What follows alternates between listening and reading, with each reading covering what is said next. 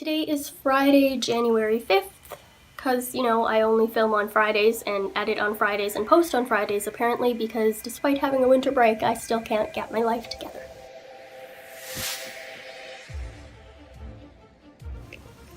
Hello and welcome back to another video. Today I'm mostly going to be focusing on test anxiety as well as homework help or study tips or something.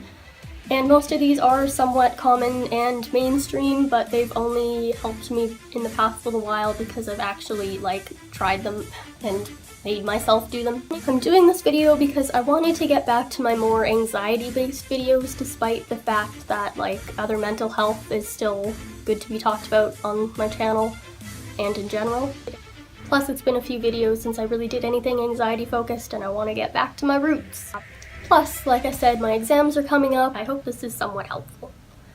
So I never actually had test anxiety until high school, I think because I was always so confident in myself because I would study and generally do pretty good on exams. Once it got to high school, however, the pressure was more intense. It was just way more stressful. And I don't remember if it was last year or the year before, but I was sick for my exams, so I couldn't actually go in on the day that I was supposed to do them. It had to be one of the retake days or whatever. And when I have a cold, my throat kind of closes up a little bit and I have asthma and my tonsils are so big that they almost touch, so I'm just consistently nauseous. And of course, being nauseous already made it seem like my anxiety was worse than it was because I would always get really nauseous during a panic attack or before a panic attack or anytime my anxiety was pretty much too much to handle. So whether that was due to the cold or my anxiety, it didn't really matter, it just intensified my anxiety as a whole because I felt like I couldn't properly function. But I literally thought I was going to throw up and I didn't want to have to go through that, and it was just all way too overwhelming and new and weird, and my mother had to sit with me for a while, despite the fact that you're not really allowed to do that in exam time, but it wasn't like she was talking to me or anything, it was just so I could calm down enough to concentrate. Then of course I was disappointed in myself because I had planned and organized my study time all right. It was a bunch of stuff that I had to do in the time period, but I was trying my best to keep up on it and study as much as I possibly could, which is likely due to my perfectionistic OCPD, so that's why I was disappointed when I couldn't do it at the time because I felt like a failure even though it was just literally, it was physical illness as well as mental illness. But of course I also have homework struggles. It's not just the big tests, it's the homework because the homework leads up to the tests, and if you don't understand it, then you won't understand it on the test. At least that's how I think. So that perfectionism happens literally every single day. Every assignment I have, I struggle aggressively to get it done. It is common that OCPD messes with efficiency, meaning that I can't really get anything done because I need it to be so good that I just spend way too much time on it. So that plus my intense high school workload leads me to stressing, and then the stress turns into anxiety, and then therefore I have damaged mental health all the time and I don't take care of myself enough, and it's just a huge mess. Longest introduction ever, but finally going to talk about the tools that I use for exam preparation and have been working on. Taking breaks is important to clear your mind. Now there's a few different ways you can take breaks. So I've found throughout my perfectionistic life that if I feel like I don't deserve a break because I haven't accomplished enough, then I will move on to another assignment, so I'm doing something else other than the thing that's frustrating me or that I can't seem to finish or whatever. I'll just move on to something else, so then I still feel like I'm productive in doing something, but I'm taking a break from the thing that I'm working on, so my brain doesn't get entirely overwhelmed. It's also so you don't overthink about the one thing and you just kind of take a break and push it away from your mind. You might not be giving your mind a total rest, but you're giving it a rest from the thing that's causing you the most stress. It's important to make sure you're eating and taking time, even just for your general self-care, which I have been lacking so much when I'm focusing on schoolwork, it's ridiculous. Which is why I am focused so hard lately on self-care, because I know that it is absolutely vital, because if you are not healthy, if your brain isn't healthy, then you can't possibly do your best work. I remember seeing on an Instagram post or caption or something, this particular one stuck with me. I don't remember who came up with it or whose caption it was in, so I can't give credits, I'm sorry. If you're feeling unable or unmotivated to work, as I have been this past winter break, because I'm just in total winter break mode and I can't seem to function or get anything started or worked on even. Honestly, like, I just cannot deal with school, which I think might actually be because of my overworking myself for so long that I'm just out of self-control. I got nothing left. Possibility there. So instead, I have been taking it like a few minutes at a time. So if it's something that's overwhelming and seems super stressful, which for me is English, which I have an exam on Thursday, so I need to be good to go and make sure I don't mess up again like I did last time when I just froze there for 30 minutes and couldn't get my thoughts straight. It was pretty awful, so that's haunting me in my soul. But in order to make it seem manageable, I have been cutting it up into portions that I'm okay with. So what I mean by that is that I take like 10 minutes to work on it, and then I take like 10 minutes to break, or I usually aim for about like 20 minutes because it's like I can get something sort of started or done in that amount of time, and then I can like take a breather. But it is very important also to set a timer, at least for me, like to have a timed break, which might seem like pressured, but if I don't, I'll literally sit there for like 2 hours and just play stupid games on my phone. In order to make my homework more enjoyable and seem actually plausible and not as terrible as I hype myself up to make it seem, or my anxiety makes me feel like it is, I do things that enjoy me but don't distract me. So I know the difference between how I work when I listen to music. Like, if it's lyrical music that I enjoy and feel like listening to at the time, which I literally just tried to do while I was studying cue cards, and I'm like, no, like, I know this is not working. I cannot get anything done. I'm enjoying myself, but I can't get anything done.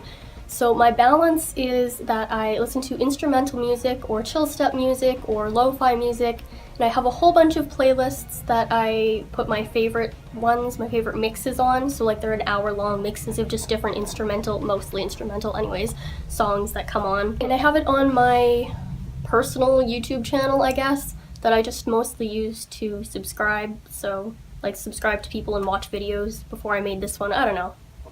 Anyway, I can link them below if that's something you'd be interested in. I also do light candles because I like candles and they smell nice and it makes it a nice, comforting environment to work in. Also, another thing that I completely forgot about until right now that's actually pretty important, a lot of people say not to do homework in your bed, especially before nighttime, which makes sense, but because you will struggle to sleep.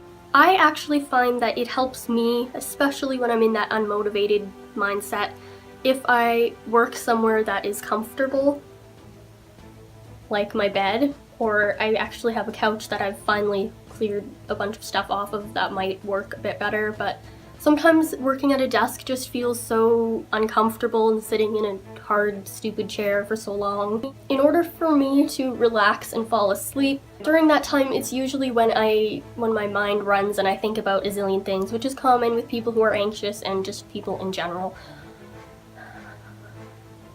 So I find that if I tell myself, like, no thinking about school, then, like, for that particular place, then it helps me, like, not think about school. I mean, I know it seems, like, oversimplified just to be like, okay, I'm not gonna think about school. I keep going back to that example where one time I literally spent, like, 2 days straight trying to study for math while I was supposed to be sleeping, which is just rerunning through the things in my mind, but that obviously didn't help, and it just put the date that I had to do it later and just stressed me out more in the end. So I know for my self-care reasons that I need a good sleep in order to have a clear mind for the next day, especially if there's a test. I use a gigantic calendar desktop planner. Maybe I can like include a picture of it or something.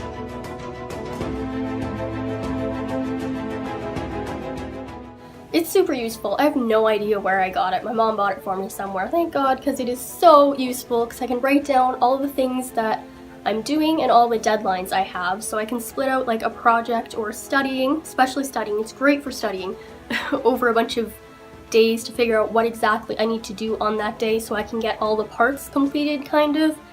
Time management also is important, as in like blocking out time period.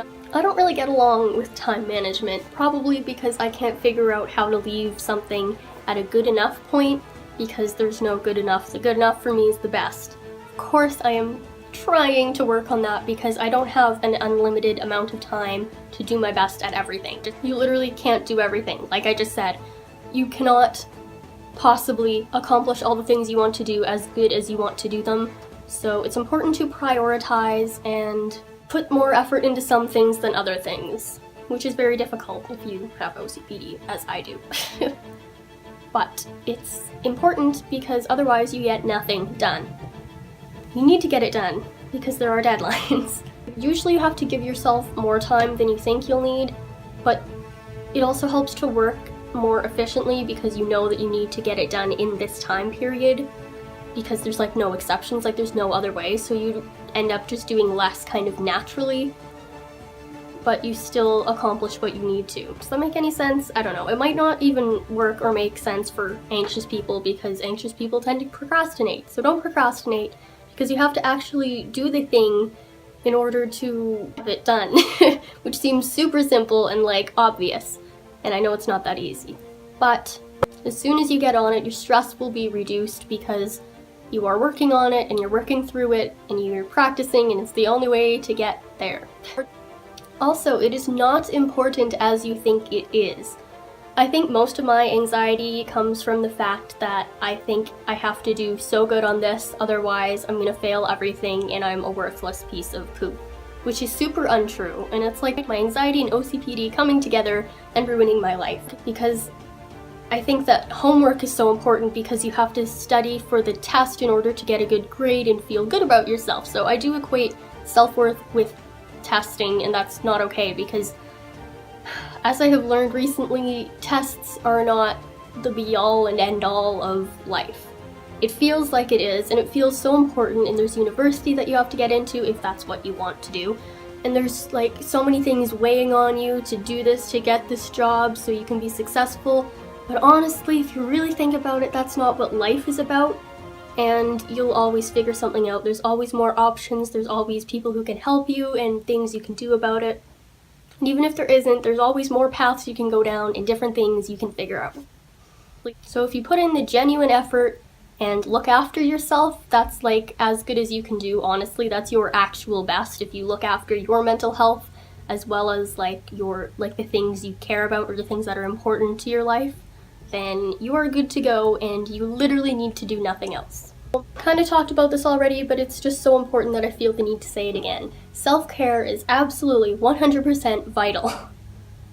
It is not worth staying up all night to study or damage your mental health in any way, shape, or form by not taking a break and not showering and not eating and not drinking because you're so focused on getting the thing done. Like there's self-care and there's schoolwork or your job or whatever the other thing is that isn't about you that you're struggling with.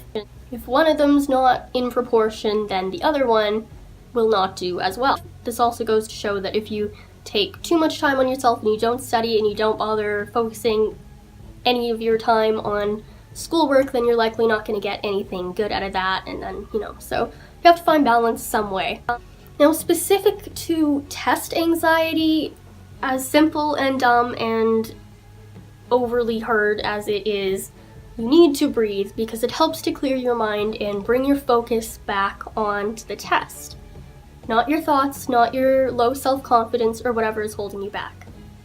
Take it one question at a time, especially if it's multiple choice and it seems overwhelming because there's 60 questions you have to do and you're just like, so many things to remember. Just focus on what the question is asking. And also, as I've learned from reading comprehension stuff, usually the context of whatever you're talking about, like the event or the reading or whatever, the context of the whole thing is important, but you must read it through what the lens of the question is asking you. So you have to pay attention, which means you have to clear your mind, which means you have to calm down. Obviously, which isn't easy, which is why anxiety peoples struggle so much. But hopefully these will kind of help. This is probably the biggest one for me. Don't psych yourself out by overthinking or stressing that it's not good enough. It doesn't have to be great, and you won't know how you do anyways until the end. So all you can do is your best, which requires a clear mind. And if you don't know something, that is perfectly okay. That's the other part of not psyching yourself out, because it's like, oh my god, I don't know this one thing, and then if you overthink, you'll cloud your mind to forget the other things that you already know. So just skip it and move on, and if you have to skip a bunch, that's totally fine. Just try not to like freak yourself out over it, because it's not the end of the world. There's always extra credit also, which is helpful. Just usually extra credit assignments and things you can work on, and you can ask your teacher for help beforehand. If it's like tests or quizzes before a big exam, that's the best time to get help and figure out stuff. That's why I'm always so consistent with emailing teachers and going in at lunchtime to get things figured out, because I know that if I figure it out beforehand, I'll be calmer for the tests and exams. There was a site I looked up a while ago that had a bunch of really great tips on it for remembering things in a test when you're anxious and your mind goes blank, but I tried to find the site and I couldn't find it, so it was basically just like, if you forget something, don't panic, because you likely do remember something from a lesson. So just like try to visualize yourself studying and like the tools you used or the writing. Like for me, visualization helps me, or if it was in class that you were listening to a lecture or something, then you could try to recall that moment in class, listening to it, in order to try to remember the thing that you're stuck on. So the point is that you usually know something. Like I said before, the context of it that can help you kind of clue into what you're trying to figure out. I hope this was moderately helpful and not like 7,000 years long. I encourage you to share your favorite tool or the things you do to help you prepare for an exam, or not stress out, or not be a perfectionist, or what you want to try of my list here, just to help each other out and figure out new things. So yeah. Thank you for watching. See you later. Bye.